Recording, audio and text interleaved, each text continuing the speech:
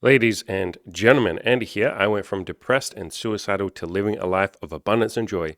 If I can do it, you sure as hell can too. And I'm bringing the backwards baseball cap back from the 90s. I miss that. I really miss a lot of 90s fashion. Shout outs to the 90s kids. We were a bunch of fucking dorks, but I tell you what, we were fucking cool at the same time. So, let's jump straight into the topic. A lot of inexperienced guys that I work with, or that I see in the comments section, or that I might see, in my own life, a lot of inexperienced or virgin guys really struggle with a lot of feelings of insecurity, inadequacy, hopelessness, emasculation, feeling like you're not good enough, feeling like you're never going to fix it. And I wanted to sort of go through and map out some of the pain points that I've heard from inexperienced guys that I've coached, some of you in the audience, and just sort of tackle each one individually and give some of my thoughts and some, I guess more than anything, hope for those of you who might be inexperienced. Maybe you're a virgin, maybe you're just feeling a little bit down about your sex life. Maybe it's been a long time since you had sex and you feel like no woman's going to be interested in me. Well, turn your caps around backwards and let's get straight into it. All right, one of the biggest pain points that I see or struggles that I see with inexperienced guys is feeling like everyone else is ahead of you. And paired with that is sort of like a hopelessness that you'll never catch up, or that almost like it's too late for you. And man, I feel like 99.999% of human suffering is comparing ourselves to other motherfuckers. And if we could just cut that out, like if we could just go, you know what, everybody else is doing whatever the fuck they're doing, and I'm going to do whatever the fuck I'm doing, and that's all beautiful. We're on our own path, and that's great. We would just like immediately end almost all suffering. We would end all jealousy. We would end all envy. We would end all insecurity and inadequacy. We would just sort of be okay with who we are. And we would then be able to, from that point, go, okay, I'm going to focus on being just 10% better. I'll just improve a tiny little bit. I'll aim for 0.1% improvement this week, and I'll just add that up. And over the next 2 years, that'll add up to like a 10 or 100% improvement. 10%. My math's is shoddy, 10%. But realistically, in 2 years, if you just take action every single week, you're going to be like 1,000 times better. But you get the point. And so I know it's one of those things that can be like easier said than done. But as best you can, try to accept where you are right now. And that doesn't mean that you won't improve it. That's not what I'm saying. I'm not saying give up and just be like, oh, I'm a virgin, or I'm inexperienced, or I don't have the intimacy and the sex and the relationships and the things that I want. I'm not saying like you won't get those things, but the very first point of changing is acceptance. It's okay, I'm here right now. I don't have the sexual experience that I want. Other people do. Good for them. Great. Amazing. Cool. I'm glad that some people don't have to suffer in maybe the same way that I am. That's great. I don't want everyone in the entire world to suffer. So they're getting their piece of the pie. That's cool. Go have fun. Go fuck each other's buttholes or whatever you sexual people are doing. But I'm not having sex right now. Okay. Okay. That's the reality of it. I'm not having sex. Now, what do I want to do about that? And that is the first step to change. It's, if any of you know the Alcoholics Anonymous program, which is one of the best like mappings of change that I've ever seen in my entire life. It's you can kind of take the 12 steps of the approach anxiety program and apply them to any of your goals. They're really a great way to just achieve goals. And the very first step is accept where you are right now. It's the first fucking step. Because if you don't take that first step and accept, okay, this is where I am right now, then you waste all of your time. You spend all of your time arguing, getting angry, getting frustrated, wishing that it wasn't like this, feeling hopeless, feeling helpless, feeling like everyone's ahead of you. Everyone's done this thing that you haven't done yet, or maybe you haven't done for a while, or you haven't done a lot of. And you just spend all of your time in frustration rather than in problem-solving mode. I talked about this a lot in my video course. I'm talking about the Play to Win video course. There's a link in the description below to it. There's an entire chapter called Every Problem Has a Solution. And I literally talk about how to find solutions to your problems and how to be sort of solution oriented rather than getting stuck on the problem, which is sort of what a lot of people do when they're a virgin, right? You get very stuck on the fact that you haven't had sex, and you find it very hard to then go and take action. So the very first step has to be acceptance. And again, this applies to literally every goal. Like no matter what your goal is, the first step is accepting that right now You're not necessarily where you would like to be. I'll phrase that a better way. Right now, start again. Attempt number 3. You want something more in the future compared to where you are right now. In other words, I would like to be a little bit further along 6 months from now, a year from now. You have to accept that fact. You have to accept that right now your life might not be what you want it to be. You have to accept that if you want to improve something. But if you sit there and you don't accept that, if you sit there going, it shouldn't be like this isn't fair, like my life's like, why is it like this? Everyone else gets to have, their cake and eat it too, and I don't get anything. If you spend all that time complaining, it's why I don't complain. It's why you won't hear me say some big negative rant, because when I'm complaining, I'm passively accepting, or I'm accepting that I'm passive. I'm admitting that I'm passive and that nothing can be done about it. That's what I'm telling myself. When I complain, and when people complain, when someone says like, oh, it's so hot today, the weather sucks, or oh, I hate the snow, you're literally saying, I can't change this, so I'm going to complain about it. I am going to admit to myself that I'm helpless and hopeless and nothing can be done. No, I don't play that game. I won't tell that to myself, because that's not a kind thing to say to myself, that nothing can be done. So any single bit of time that you're spending sort of frustrated or angry and complaining about the fact that you don't have sex means that's time you could have spent improving your situation. So the very first step is acceptance. Okay, fine, I'm not happy in my life. What do I want to do about it? And then you immediately start thinking of solutions, and that can be difficult. That's what my coaching is for. Like, it's going to sound like a funny thing to say to some of you, but it's not hard to have sex. I know for a lot of you, you might be like, bro, come on. I've been trying to have sex. Some of you might be in your 30s and you might be a virgin. I've worked with guys in their 30s that are virgins or inexperienced. I worked with one guy in particular, Jeff, who hadn't had sex in, I think, 9 years. And you can watch that video. It's on my channel. It's the video at the very top here, first lay in 9 years client interview. So you can watch that with Jeff. Just search on my channel for, first lay in 9 years. But, man, I forgot my damn point. I had a good point. The point is, sex isn't that hard. That was the point. Sex isn't as hard as you might think. And some of you might not have had sex in years or decades, or you might just be a virgin. And you might be thinking, Andy, what the fuck are you talking about? Sex isn't that hard. Like, are you kidding me?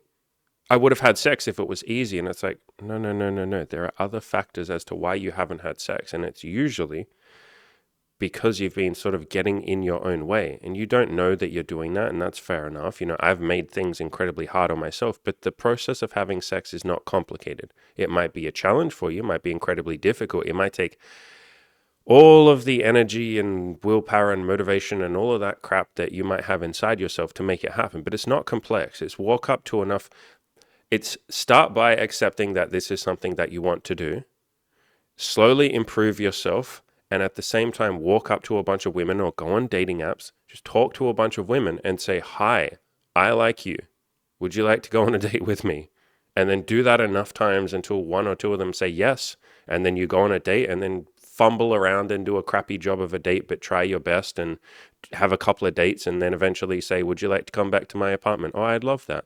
And then kiss each other and then lick each other's bum holes and do whatever it is that you kinky motherfuckers want to do. But it's not complex. It feels complex when you haven't done it. It felt so unbelievably, insanely complicated to me when I first started all of this stuff, just like every goal does. The process of making money. God, I spent like a year and a half wondering what it would be like to earn a single dollar from my website. Back when I had I still have a blog, but back when the blog was the only thing that I had, I wrote like 150 articles before I even made a single dollar, because I was like, I don't know how to make money. Like, that's not possible. Like, you can't make money, because I thought it was complicated. I thought you had to do all this crazy stuff. I thought you had to have like credit card payment processes, and I thought you had to have marketing and sales and value and all of these terms that just confuse you. I thought I had to take sales courses, and I did take a couple of sales courses. And since then, I've basically gone, fuck sales. That's not really for me. But yeah, man, I thought I had to do all of this shit. And then at the end of the day, making money is just offer something of value to people and then say, would you like to give me some money for that? And then some people go, sure, I'd love to give you some money. How do I give you the money? And you go, oh, PayPal, credit card, fuck, let's figure it out. Bank transfer, money transfer. And so it's not complicated to have sex, but there are so many emotions and things that come up, so many limiting beliefs, and it's usually limiting beliefs that hold you back, the same way that they held me back too, especially with money. God, I had so many limiting beliefs with money, and I've made it so unbelievably hard on myself to make money. I still do it to this day, by the way. Like, I still make it unbelievably hard on myself to make money because of my limiting beliefs, and that's okay. You slowly work through them. But the point that I'm making is losing your virginity or having sex is not complicated, but there are usually so many hurdles and things that we put up in the way. I mean, that's what my coaching is for.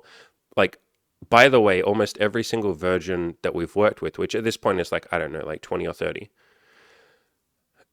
like you might think that I'm doing some whiz bang magic or something, but for the most part, all of the guys that have lost their virginity with us, it's basically just holding their hand and telling them like, you're doing a good job, you're doing okay, which is really what my channel here is for. My channel is literally me just holding your hand and going, you're doing a good job, keep it up. Like, keep going, keep taking action, keep taking baby steps. I promise everything's okay. I promise everything's going to be okay. You're doing a great job. Keep it up.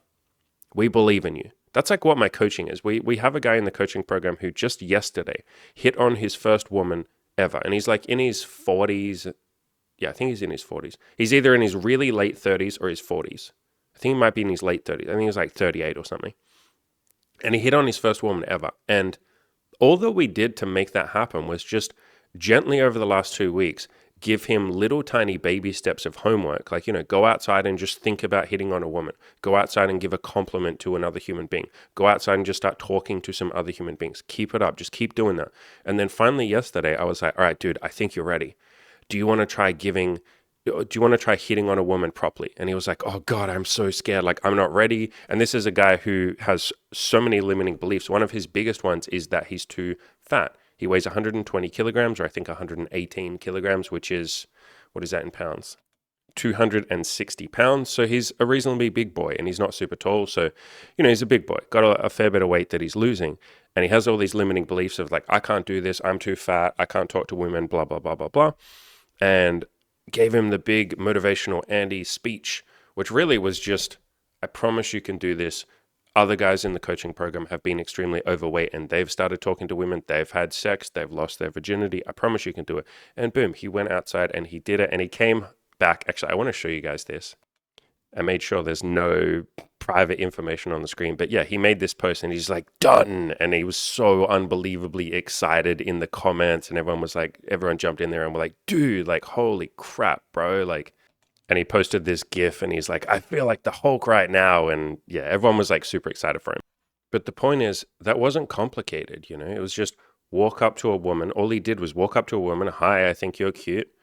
He put out his hand, shook her hand, told her his name, talked for a minute. Can I get your phone number? She said, sorry, I have a boyfriend. He would, that's beautiful. Great. Left. That's it. That's not complicated, but when we're inexperienced at a goal, especially something like sex, where there's another person involved and we might be afraid of rejection, we're afraid of what they might say to us, we're afraid of other people noticing us, we're afraid of, what it might mean to us if we have someone turn us down, if we get rejected.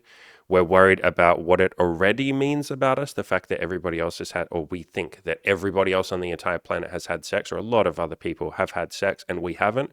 We tell a story about that. We think like, oh man, I'm a piece of shit. I'm gross. I'm disgusting. I'm not good enough. Maybe I am a loser. But again, a lot of the time, it's just because you had a lot of limiting beliefs. And this is what I see time and time again in the coaching program. It's not that anyone is broken or unlovable or unfixable. I have never to this day had a client ever that came to me, and I've had people that are literally suicidal and shit, literally like want to kill themselves, have mental issues. I've worked with people with autism. I've worked with people with extreme ADHD. I myself have ADHD. I'm probably going to do a video on this at some point, but I've worked with so many people, and I've never to this day found a single person that's not capable of improving or changing or having sex or meeting another human being and building some intimacy, some love, some sex, some kink, some connection, all of that wonderful stuff. But we think that because we haven't had sex yet, we must be broken. People think the same thing about depression. I did a video recently, like a week ago, about depression, and depression tells you a lie Like when you're depressed, the depression tells you a lie that you're uniquely fucked up and nobody else can help you and everybody else improved their depression, but not you because you're extra cursed, extra fucked up, extra mentally unstable. You have extra problems and you'll list out a laundry list of things that are wrong with you. People do the same with their virginity. They'll go, oh, well, I'm skinny or I'm fat or I'm this or I'm that or I'm, all of this kind of stuff. And again, I've worked with guys that are like, I mean, the guy that I just showed you on the screen, he's 118 kilograms. What did we say that was? Like 260 pounds. That's a big boy. That's a very big boy. I've worked with people way bigger than that. We had one guy that was like 400 pounds or something. And by the time he came to us in the coaching, he'd lost a lot of that weight. But that was the point. He went on this mission to lose all this weight so that he could have some women like him. And even by the time he came to the coaching, he hadn't had sex in, I think, years. And he was still really big. I don't know exactly how big he was, but he would have been as big as this guy. And he went out and it took him, 6 weeks to work up the courage to finally hit on a woman. And we were just encouraging him the entire time. And we had all these strategies. We gave him homework. We just gently guided him and pushed him and held his hand. And we were there for him when he had breakdowns, which he had quite a few because he's like, why is it taking me 6 weeks? What's wrong with me? Like, blah, blah, blah. And we were like, you're doing good, dude. You're doing great. And he eventually ended up having sex with 2 women in his 12 weeks of coaching. That's fucking amazing. And the point that he got to was, or the thing that he realized was, wow, this isn't complicated. I've just sort of felt like there was something wrong with me because I haven't done this in so long. I thought that I was unlovable because of the weight and because of the fact I haven't had sex in quite a long time. I thought that said something about me. I thought that was evidence that I'm not good enough. And if you're inexperienced or a virgin, you often use the fact that you haven't had sex as evidence that something's wrong with you. I'm here to tell you, you might not believe me and that's okay, but I'm here to tell you there is nothing wrong with you. The same as if you're depressed. There's nothing wrong with you. You are capable of improving. It might take a lot more baby steps and a lot more time than someone else. And so if you have a lot of problems to solve in your life, if you have a lot of mental challenges and hurdles to overcome, if you have a lot of limiting beliefs, if you have, things like autism or ADHD, or you're extremely obese, or you're very depressed, or you're older than other people, like if you're in your 30s and you're a virgin, yes, you might need to take more steps than some guy who's a virgin at 19 and attractive and, he doesn't have a lot of weight to lose and he doesn't have any mental hurdles or mental instability. Yes, you might need to put in more time and effort and all of that kind of stuff. I had to do that myself. I was freaking depressed when I was like 23. I went through a lot of self-improvement over the last like 15 years. It's this, the entity in front of you that you see as Andy, aka me. I love phrasing things like that, by the way. I love saying like the collection of molecules that you all recognize as Andy. I love saying very like weird esoteric ways of referring to myself. I find that funny. Anyway, the artist formerly known as Andy, understand that it's taken me like a good 15 years to get to this point. You could say more than that, but like at least 15 years to be this gentleman wearing a backwards baseball cap. It took me 15 years to work up the courage to wear my baseball cap backwards in a video and not feel like a fucking idiot while I do it. I do feel like a little bit of an idiot while I do it, I'll be honest, but I like that. But yeah, like it's been a long-term project to get to this point. And so if you are inexperienced or you are a virgin, yeah, you might need to humble yourself enough and say, okay, there might need to be a series of baby steps that I take. That is what the fucking coaching is there for, by the way. Like, if anyone wants any help with this, by the way, I feel like I say this all the time, but like, fuck, man, I just want to like reach through the screen sometimes and shake some of you and say, sign up for the fucking coaching. I can help you. We can help you. Like, don't fucking sit there suffering. We have payment plans. We have like all this shit to help you. Like, let us fucking help you. But if you want to sign up for coaching, you will sign up for coaching. If you don't, you won't sign up for coaching. But I get really passionate because I want to fucking help people. And some of you just sort of sit there and go like, oh, I guess it's like too late for me. Let us fucking help you. God fucking damn it. We've helped so many people. But yeah, I promise all of these things are improvable. I tell you what, enough on this point. Let's move on to the point number 2. So this limiting belief I see in so many guys, right, where they feel like they're either, I guess you could phrase it as they're not living up to masculine ideals, or like they're not a man, or they're not living up to like society's expectations. And again, if you haven't had sexual experience or you haven't had as much as you want, or it's been a long time, you often think, oh man, like because I haven't had sex, that means I'm not a man. I'm not a real man. Or women won't be attracted to me, or society will judge me, or my friends will think I'm a loser. Other people will think I'm a loser if they know that I haven't had sex or I haven't had a lot of sex.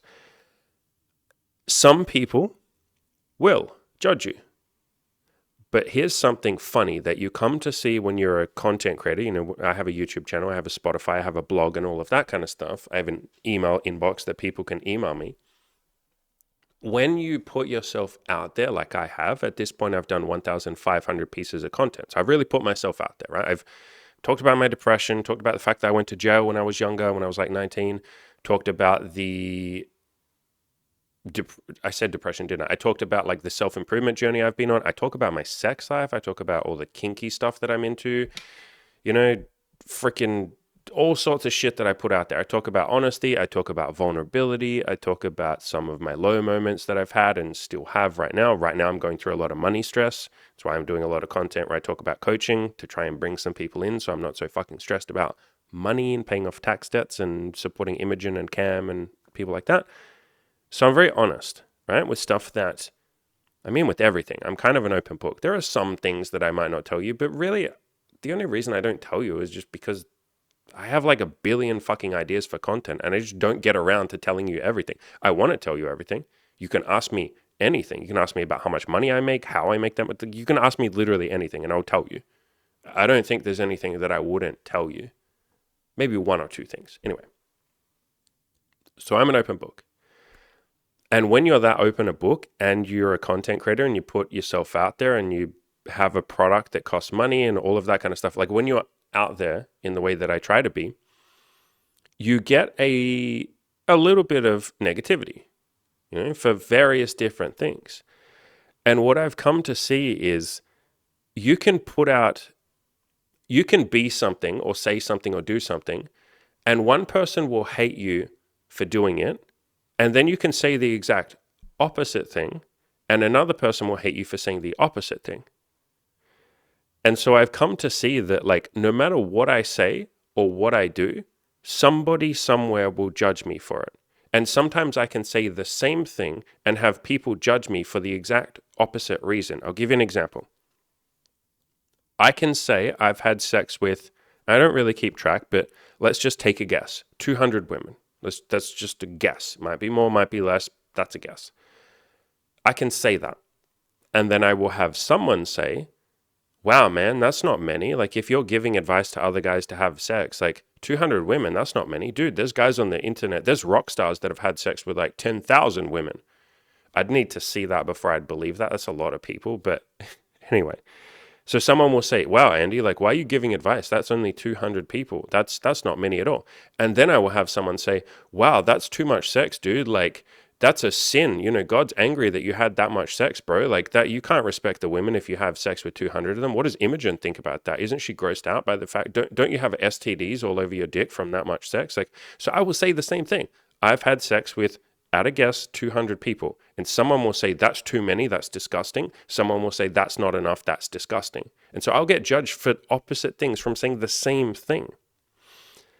All of that, the reason that I'm telling you that is if you're worried that people are going to judge you for not having had enough sex, understand that people will judge you for anything. If you just put yourself out there, if you just meet enough people, people will judge you for everything. Sometimes just for existing. Like, stop and think about that for a second. If you're a man, there are some extreme, very angry feminists out there that hate you for having a penis. You didn't ask to have a penis. You were born with a penis. And yet there are some people out there, a decent chunk of people, and we obviously don't meet those people. We have love and respect for them and we say, hey, I understand that, but like, you can do your thing. I'm going to get the fuck out of here and go that way because, like, you're a lot. I love you, but, like, bye. I'm going that way. Anyway, so there are some people in society that will hate you for just being you. The same is the opposite. If you're a woman listening, there will be some men. The red pill on Reddit can go into this a little bit. There are lots of angry blogs. I think to some extent, somebody like maybe Andrew Tate and at least some of his following, I get the feeling that they don't exactly like women. So there are lots of people on the internet, there are lots of people in society that will hate you for having a vagina. You didn't do anything. You're just like going to work, you're just like hanging out with your friends, you're trying to live the best life you can, you're trying to be kind to people, and someone will hate you for being you. And you're like, but I didn't do anything. Like, I was just kind of existing. Like, I'm sorry. I don't know what I did wrong. And it's like, I fucking hate you for existing. You're like, I'm sorry. I think we kind of know this with race, right? Like, that's probably the most obvious one. If you're black, some people will hate you for being black, or they'll be scared of you for being black, or whatever stereotype. If you're white, some people will hate you for fucking being white. If you're Latino, if you're Asian, if you're like, some people fucking hate you. Go to China as a black person or a white person and see how accepted you are by like society. You can kind of do the opposite too. There are parts of Western countries where if you're Asian, if you're Chinese or something, and you come there, they'll fucking hate you just for being the race that you were born as. You're like, I didn't do anything. I'm just fucking, I'm sorry. I was just like chilling and you hate me. And so you will always be judged or rejected or thought of not manly enough for doing nothing, like for just existing. And so if you can step into that and say, do you know what? I'm not going to focus on it, but there will always be someone that thinks I'm not man enough, or thinks I'm not being a real man, or thinks I'm not doing good enough. Okay, fine. I'm going to accept that. Fuck what society thinks. Because society is a whole group of people, a massive amalgamation of different judgments and different preferences and likes and dislikes. So to some extent, society is always, or someone in society, a chunk of society is always going to think that I'm not good enough. I'm going to embrace that. So fuck what society, I'm not going to live my life according to what society thinks. I'm not going to live my life according to what random people think. What I am going to do is I'm going to look in the mirror and say, you know what, son? You're okay. You're doing an okay job. Yeah, you want to improve, but you're doing an okay job. Let's just start fucking improving. You're okay as you are. Fuck what anyone else thinks. Let's go find the people that like us, or that like me, that like you, however you want to speak to yourself in the mirror. Let's go find the decent people, or the people that want to treat me decently, and I'll treat them decently, and we'll be nice to each other. Let's go find those people. And if someone doesn't like me, hey, that's beautiful. Go away. I'm going to go find the people that do like me. And so focus on you building a relationship with yourself, and you can kind of go a little further with this. And if you feel like you're not masculine enough according to society's expectations or other people, like, again, try your best to just say, someone's going to fucking hate me no matter what I do. I could be the most hyper masculine person. You could be a Dan Bilzerian. You know, you could be a fucking bodybuilder. You could be, I don't know, who else is fairly masculine? David Goggins, Jocko Willink, Joe Rogan's decently masculine. Like any of these people, you could be these people, and someone will hate you for being too masculine. So no matter what you do, someone's going to dislike you. So fine, fuck society's expectations. They can expect whatever the fuck they want, but I'm going to do me. I'm going to be me. Like me or love me or hate me, that's fine. I'll go find the people that love me, and I won't spend my time with the people that don't like me, because why would I spend time with people that don't fucking like me? But a big part of this is figuring out what you think is masculine. I've covered this topic many times in podcasts and videos. If you're worried that other people don't think you're a real man, and this applies to women too, by the way, any of you that think like, any of you women listening that are like, oh, I don't feel like, or I'm worried that other people will say I'm not feminine, I'm not being a real woman, I'm not living up to like feminism or society's expectations, like whatever this bullshit stuff that people put on me.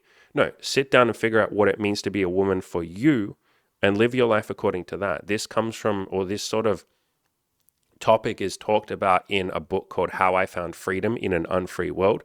But really, it's just getting clear about what it is that you want. This is something that I bring up so much in my coaching.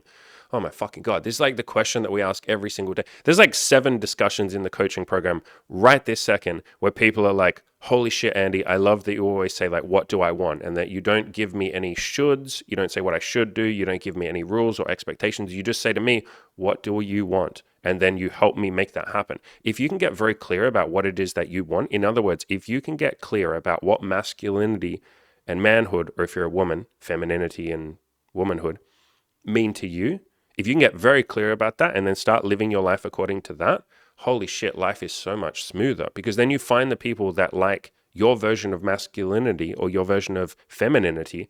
You find the people that like you. You don't have to be this fucking caricature or this perfect man.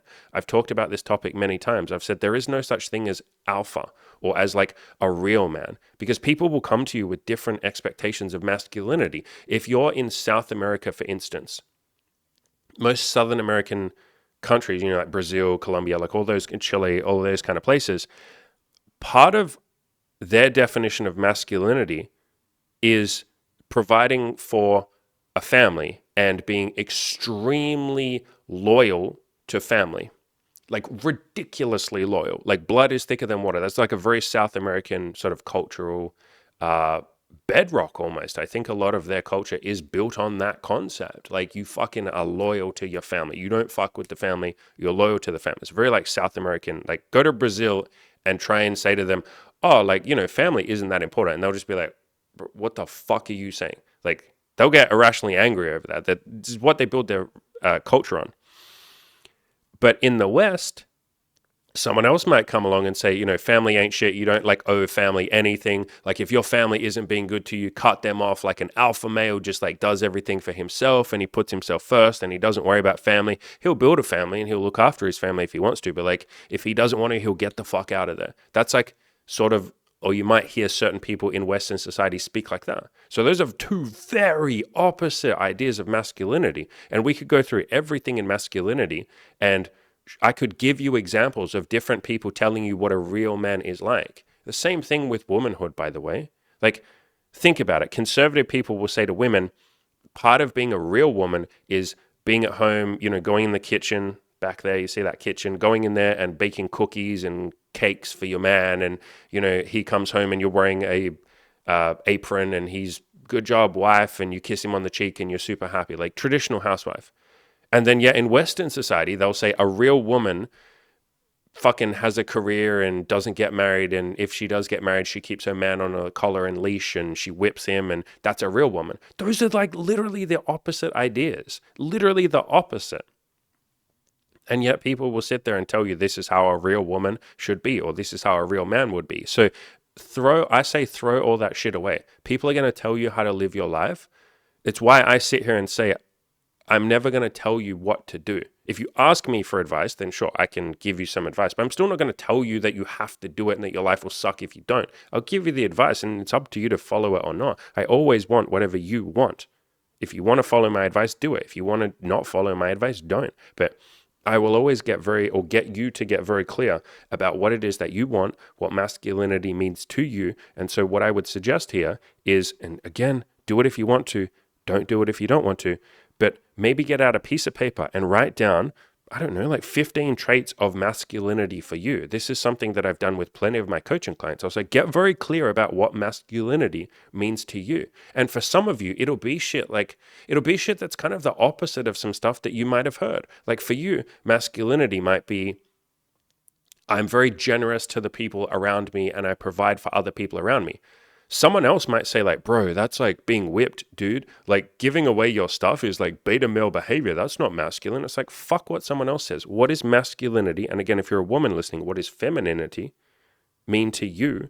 And get very clear about that. And then that's how you live your life according to what you want. So when you're sitting there worrying about like, fuck man, if I haven't lost my virginity or I haven't had enough sex, I'm not a real man. It's like, get very clear about what being a real man means to you and then live your life according to that. Basically, what I'm suggesting is figure out your principles.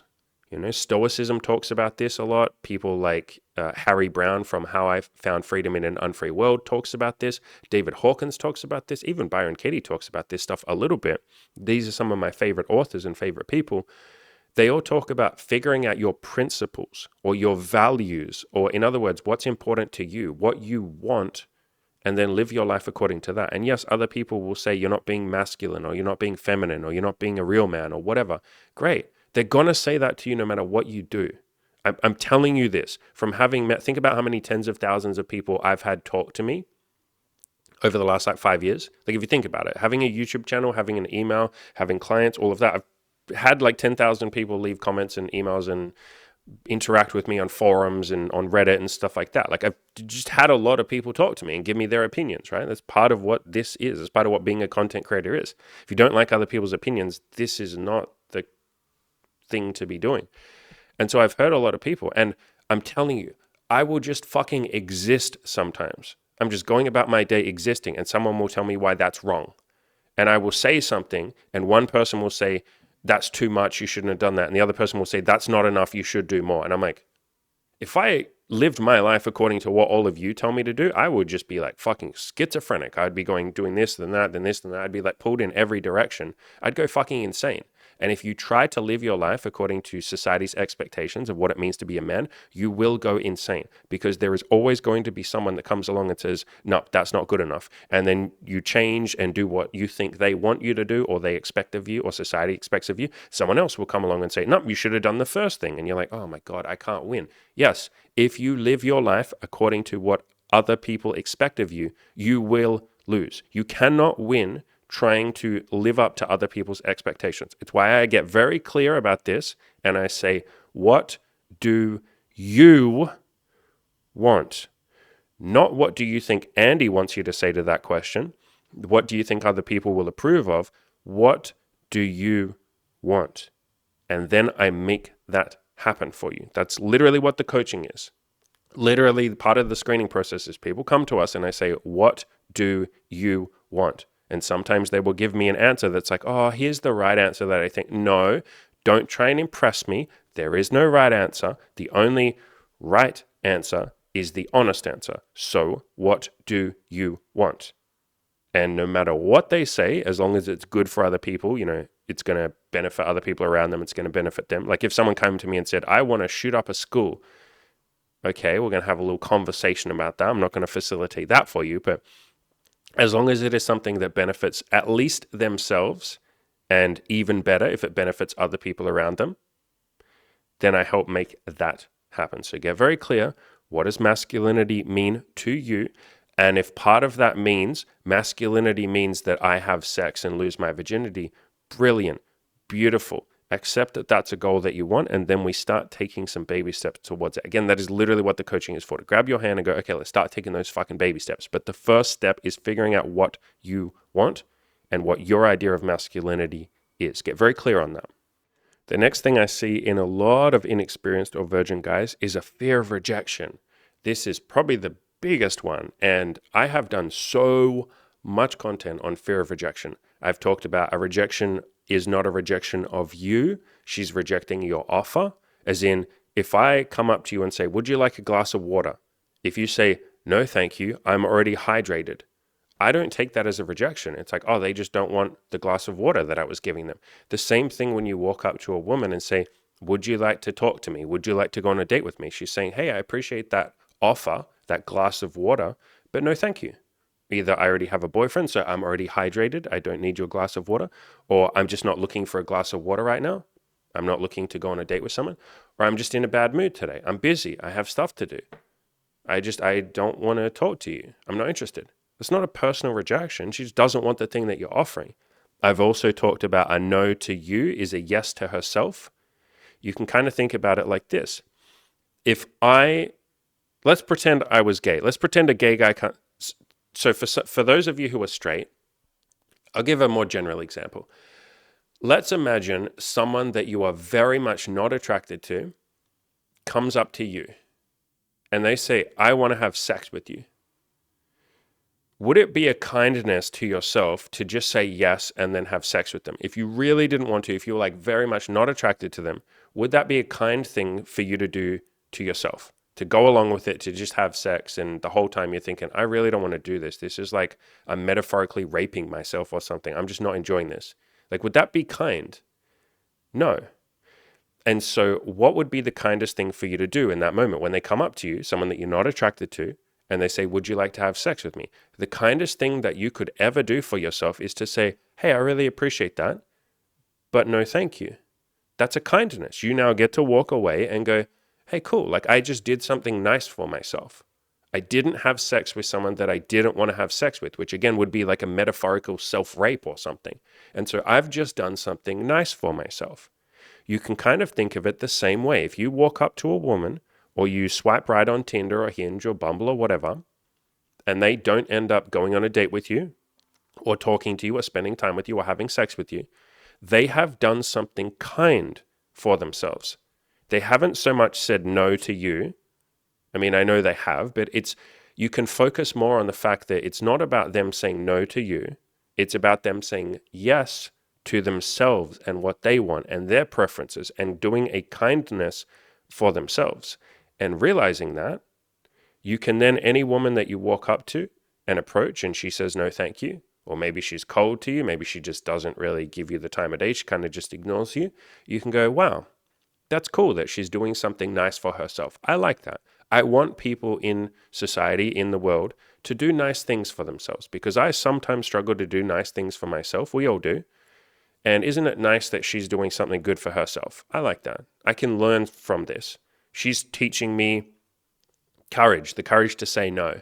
She's teaching me stoicism. She's teaching me not to just give other people what they want if you don't want to actually give it. So she's teaching me a lot. She's teaching me a lot about strength, stoicism, courage, resilience. I love that. That's amazing.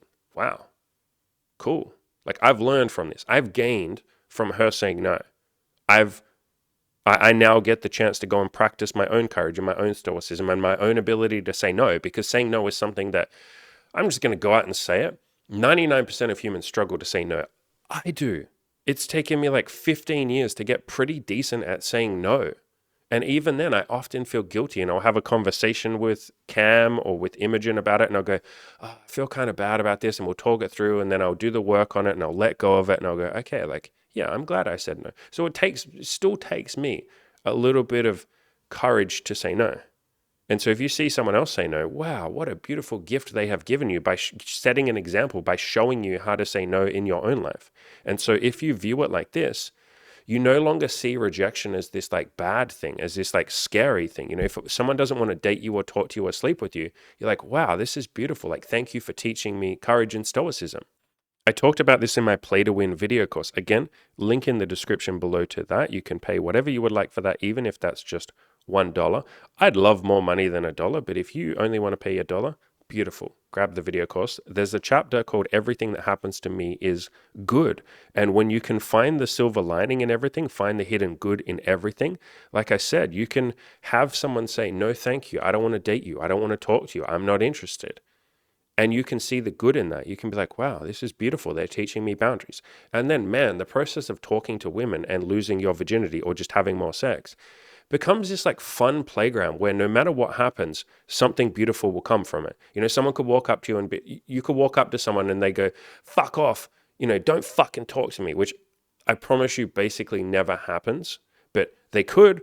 And you'd be like, wow, holy fuck. And then you leave and you feel all the emotions and all the feelings, and you're like, fuck, like, why was she such a bitch? And you let it go and you go, okay, can I find some good thing that happened from her telling me to fuck off? And you're like, well, I guess that was the thing that I was most afraid of happening, and it did just happen.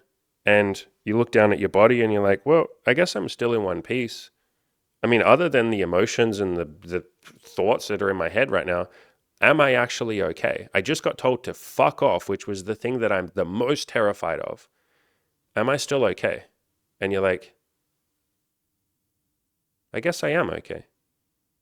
Wow, she just taught me that. She just showed me that even if the worst thing that could ever happen happens, I will be okay. Fuck, that's beautiful. Thank you for telling me to fuck off. There you go. There's one silver lining. And so if you can really embrace that, it doesn't matter what happens. You don't care if you get your heart broken. You know, you don't care if you get fucking destroyed by a rejection. You don't care because you go through it. You feel the emotions. You know, don't bottle them up. Feel them. You process them. You work through them. You know, if you want help with that, obviously coaching is a great way that I can help you with that. But you feel all those emotions and you come out the other side and you're stronger for it. And you go, holy shit. Yeah, fuck reject. Why was I so afraid of rejection or embarrassment or looking like an idiot or having someone break my heart or having someone say no to me? I will be okay. A really good book that helps with this is this book, one of my favorite books, I Need Your Love, Is That True? It's basically a book on how to be okay with people rejecting you. This is like basically a sweet old grandmother. Like, look at this face. She's such a sweet old lady. I love Byron Katie. She's still alive. She's in her 80s. She has a podcast. And she does like the work with people she works through. She's basically like a counselor, but like a spiritual counselor. You can phrase it like that. But this book is a book on like being okay with rejection, you know, like not needing other people's approval, not needing their love, not needing their appreciation. Instead, just giving those things to yourself, which is a big thing that we focus on this channel, how to give yourself those things that you're seeking from other people. In other words, how to not need other people, how to not be needy. And so if you can see rejection as not even rejection, if you can see it as a gift, which is how I view rejection now, and I have for years at this point, a year or two, probably like 2 years. If you can see it as not rejection, but a gift, like this person is teaching me stoicism, or this person is showing me courage by saying what they want, even if, there's a chance that I will get angry or hurt or sad or down, they're still able to have the courage to say no to me. Wow, that's fucking amazing. Thank you for teaching me that lesson. If you can see it not as rejection, but as a gift, man, everybody outside, especially if we're talking about in dating, every woman, or if you're a woman, every man, every person that you're wanting to go and be romantic with or sexual with or intimate with, it feels like they're your friend, because even if they say no, you're like, oh, you're not the enemy. You were teaching me courage. You were teaching me boundaries. You were teaching me stoicism. You're not my enemy. You're my friend. You've just taught me something. Even if someone criticizes you, this is how I see people on my channel. If someone writes a negative comment, which happens, someone writes a negative comment, I'm like, man, thank you. I really needed to learn some stoicism today. Thank you. You've given me a little chance to practice letting go and to be okay. You are literally building me up and making me more stoic and resilient and less emotionally weak. I used to be so unbelievably emotionally weak, and that's okay. Like most people are. That's kind of how we start. We start out as a baby and we just cry over everything, and we slowly build up resilience. And anyone who criticizes you or rejects you or says no to you, they are helping you be a more stoic human being. How is that not a gift? They've given you something, but you have to be able to see it as a gift. And that can be a little bit of a challenge, and that can be a practice. And again, that's why I have this entire chapter in my video course. Everything that happens to me is good. This is like literally training for how to see things as good. And really it's just practice. And that's a big part of what my coaching is. Like you guys have no idea how many times someone will say something and they'll be like really down about it, and they'll be like, man, I got like brutally rejected. And we'll talk it out, and I'll be like, can you come up with like 3 reasons why this is a good thing? And they'll be like, oh, gee, like 3 reasons this is a good, but it's bad. And I'll be like, just try. And I can help you if you can't get to 3, but let's just try. And they'll sit there and they'll go, oh, okay, fuck, like maybe 1, well, maybe this, but that seems a bit silly, but maybe that's like 1 thing. Can I come up with a second one? And they'll think, and they'll get 2, and then eventually they get 3. And sometimes I need to help them with that 3rd one, or sometimes I need to help them with all 3. But they'll get 3 and they'll be like, huh. But I thought this was a bad thing. And there's 3 reasons why this could be a good thing. Man, have I just been like overly negative in my life, thinking that everything that happens to me is bad? But maybe some of these things, there could have been a silver lining. And I'm like, yeah, now you're starting to get it. And we'll keep going through, the 12 weeks or so of coaching. And by the end, they're just like, some woman will just stand them up for a date or something, or ghost them. And they'll be like, well, I was really fucking angry. And so I processed that. And then 1 hour later, I wrote a list of like 3 things that are good that this happened. And yeah, man, you know what? I'm actually weirdly grateful that she flaked on me. It's good. It's cool. And I'm like, fucking now you get it. Now you get to go through the rest of your life. And you don't have to be perfect with this, but I'm not always perfect. But you'll go through the rest of your life. And for the most part, no matter what happens to you, you're going to be A, resilient, and B, ready, and this is the kicker, you're going to be grateful. Can you imagine, any of you listening, can you imagine a world in which no matter what happens to you, you have a smile on your face and you're actually grateful, and not deceiving yourself and pretending to be grateful, but really inside you're like a burning mess of anger and frustration and rage, but like actually grateful. You actually feel gratitude. And you're like, you know what? That person cut me off in traffic. Thank you for giving me a chance to relax. And thank you for showing me that I'm allowed to relax. And you're obviously stressed. That's why you cut me off in traffic. I can drive gently through traffic. Thank you. Thank you for showing me that. I wouldn't have actually realized that. If you hadn't cut me off and given me a chance to let go and relax, I probably wouldn't have realized that. So thank you for cutting me off in traffic. Or some homeless person screams at you on the street. You do the work, you let go, and then you give him a smile and you say, I hope you have a nice day. And he's like, fuck off. And you're like, okay, I'll fuck off. And you leave. And you're like, you know what? That guy has shown me perspective. He's obviously going through some stuff right now. And I'm in a pretty good place in my life. I have food, I have water, I have shelter, I have friends, I have family. I'm doing okay. And so I'm grateful that he yelled at me, because he gave me a chance to reflect on my own life and how beautiful it is, and the fact that I have a lot and maybe he doesn't have as much. I'm really grateful for the stuff that I have in my life. And I might not have thought about that if he didn't scream at me and tell me to fuck off and tell me that I'm Satan and the voices are telling him that I'm a piece of shit. I wouldn't have thought about that if he hadn't screamed at me. So thank you for screaming at me. You can literally go through life being grateful for everything, even the stuff that initially pisses you off. If you deep breathe, you process it, you work through it, and that's a big part of what the video course and definitely my coaching is for, and the content on this channel. But you breathe through it, you're okay, you process it, and then you go hunting for those three little things as to why this could be, or the three pieces of evidence as to why this could be a good thing. And then from there, you just feel gratitude all the time. It's how I live my life. It's how I go through my life, you know. I can get a negative comment, be like, they shouldn't have written that. And then I'll go, no, what are three reasons why they wrote that? And then I'll process it and I'll be like, you know what? I'm actually glad they wrote this. Thank you for writing that.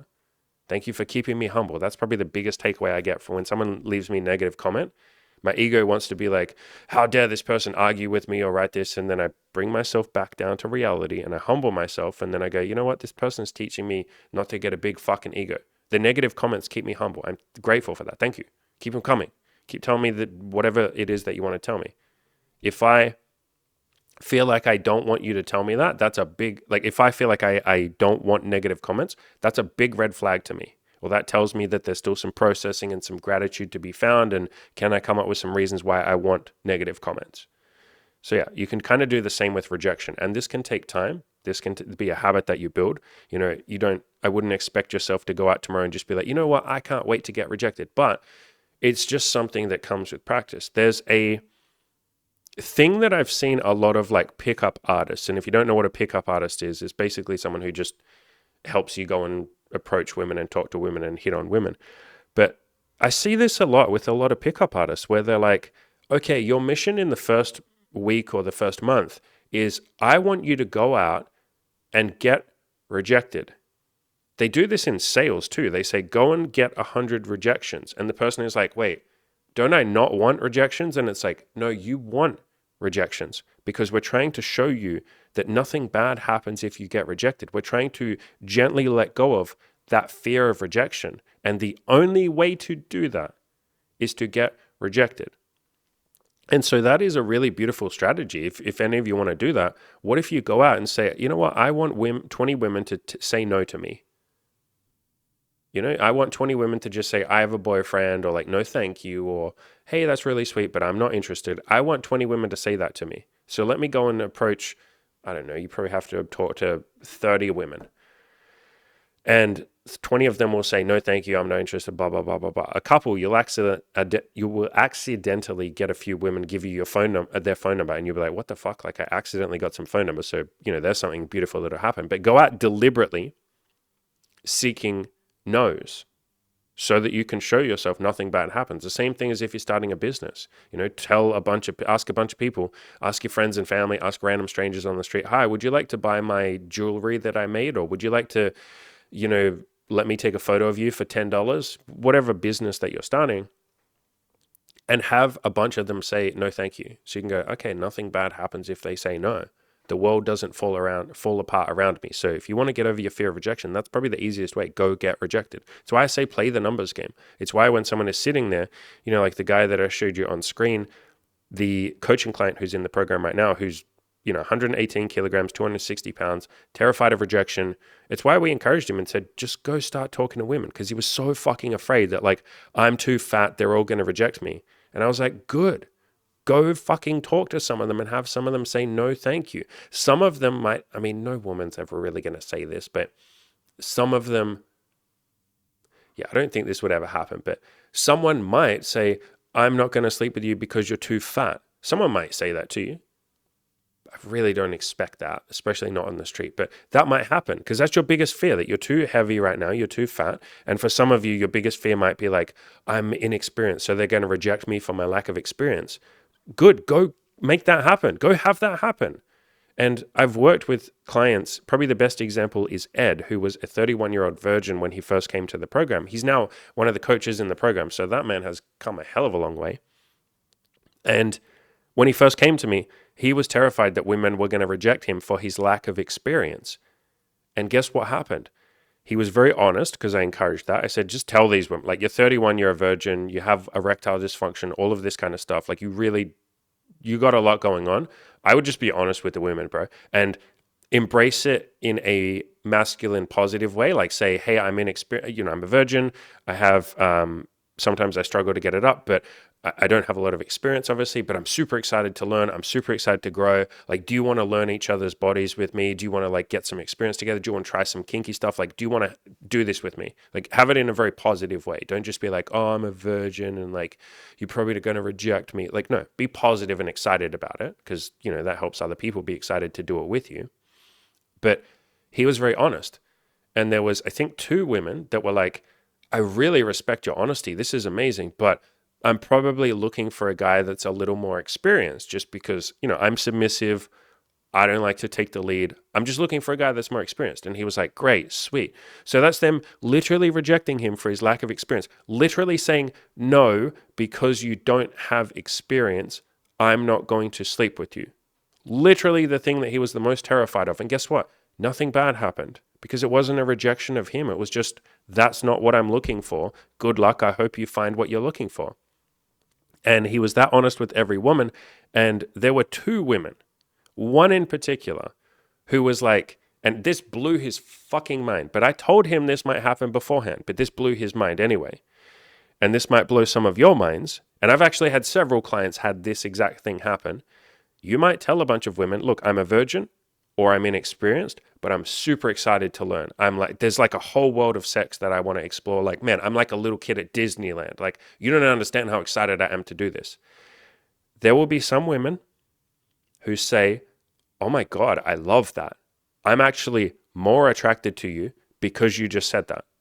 We had, obviously Ed went through it with 2 women and one in particular who was just like unbelievably excited. I think she was the woman that he ended up losing his virginity with. But I had another client who said that to a woman and he was in his 30s too and he was a virgin. I don't think he'd even kissed anyone.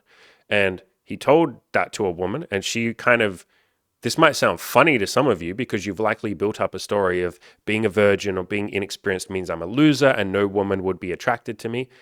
But this particular woman got turned on by it. And I'm not just saying like, oh, she was kind of into it. She literally got fucking turned on by it. And she was like, oh, that's kind of sexy. So I guess I would be like your mummy, like teaching you. And like, I guess I'd kind of be like the dom. I'd be the dominant one and I get to like guide you. And he's like, I mean, I guess so if you want to. And she's like, oh, I have all this like fun, sexy power. Oh, this could be fun. And he was like, wow, you're into this? And she was like, I'm really into this. And the first couple of times they hung out, he was just so fucking unbelievably scared and like he kind of shut down and he wasn't able to do anything. And she basically held his hand and that's about all he could do because he was just too nervous. And then, the second time she's like, do you want to kiss? Do you want to make out? And he was just so freaked out that he's like, no. And then, afterwards he texted her and it's like, I'm really sorry. I was just like too nervous. And then the third time they ended up making out. I think they made out for like 3 hours or some shit and they just explored that. And she was like so unbelievably into it. And they just kind of went from there. So it might blow your mind, but there will be some women that like the fact that you're inexperienced, especially if you do what I said, what I encouraged to both of these clients and anyone else that's a virgin. By the way, that's like a common thing. There was also this guy who was on my channel, a guy called Theo. I've interviewed him on my channel and he just met some random woman in a bar and she was older too. She was like in her 40s or something. And she just like basically guided him through losing his virginity. And so it's like the fantasy, older woman like seduces younger virgin guy. I think he was like 20 or 19 or something. And she like walked him through that. So there are women out there that either won't care or will actively like the fact. And I know that might be hard to believe because you're like, bro, being a virgin is disgusting and it means I'm a loser and I'm not masculine enough. Realize these are a story that you've been telling yourself. They might not be true. And I'm sitting here telling you there are literal examples. I literally have evidence that what you're saying might not be true, actively isn't true. But your ego might flare up and you go, no, I can't believe that. No, it's disgusting, right? It's bad that I'm a virgin. It's like, might not be. You might have just been telling yourself that it's bad to be a virgin. You might have been listening to certain people that say that it's bad, like that they don't want a virgin or that being a virgin means you're a loser. There are plenty of people over here who think the opposite, who actually think it's cool. They're like, hey, this is great. I get to walk you through this. I get to teach you. Obviously on the flip side as well, there are some women, this might surprise some of you guys, but there are some women that are virgins that feel very insecure about it. Obviously, Imogen and I have met quite a lot of them, and I've met quite a lot before her on my own. and we've walked them through the process of sex. We've helped them lose their virginity. You know, we've taught them kink and had some fun with them, taught them intimacy and dating. But there are some of them that think like they're unlovable because they're a virgin. Imogen has talked about that story, or her own story of losing her virginity. She's done a video on it. She lost her virginity when she was 18, and she kind of just rushed it and had this like drunken first experience with a friend that she was not attracted to. He was like really overweight and just wasn't what she was looking for. And he was like just not what she was attracted to, but she was like, fuck it, I need to lose my virginity because I'm a loser. She literally thought she was a loser for not having sex. And so there are plenty of women that feel like that. Again, I've dated and slept with and guided some of them through the sexual experience.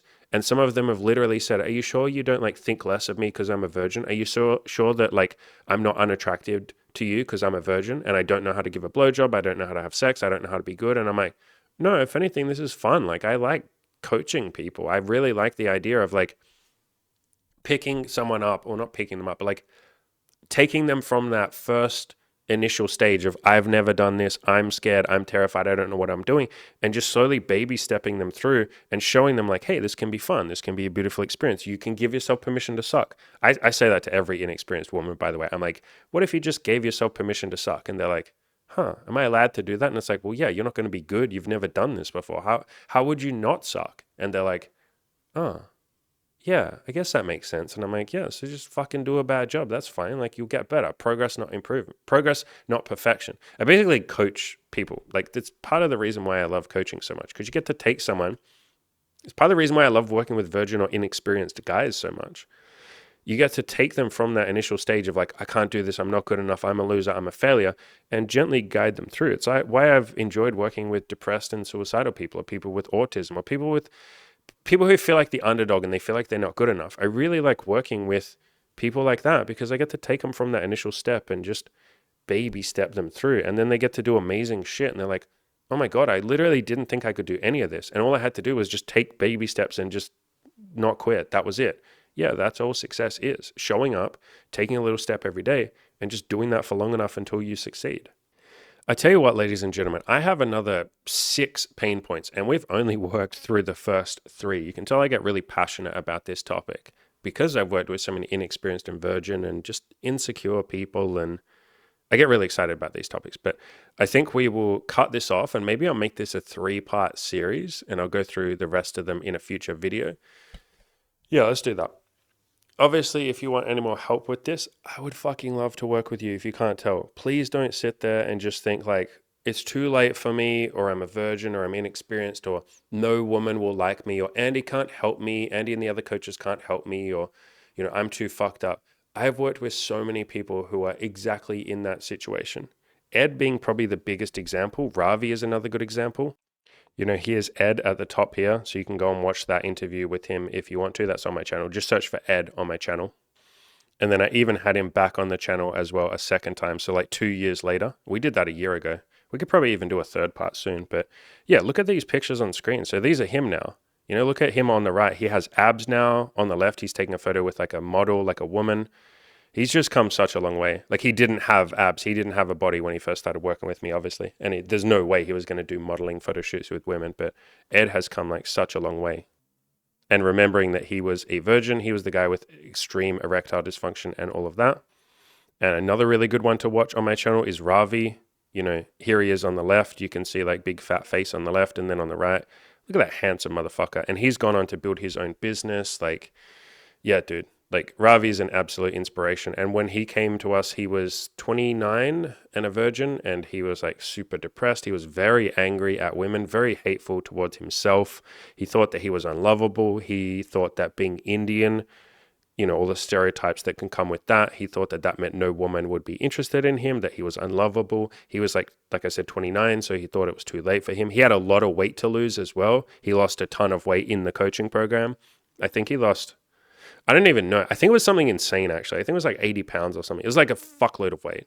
But yeah, Ravi did like so many amazing things. So I promise you, if these people can do it, you absolutely can too. None of them were special. You know, I'm not special. All these people weren't special. I know you might feel like, fuck man, I'm unlovable. I'm not good enough. I'm a virgin. I'm inexperienced. I promise you're not. I go back and forwards on this. I'm someone that doesn't like to use a lot of force in my content. I never tell any of you what to do.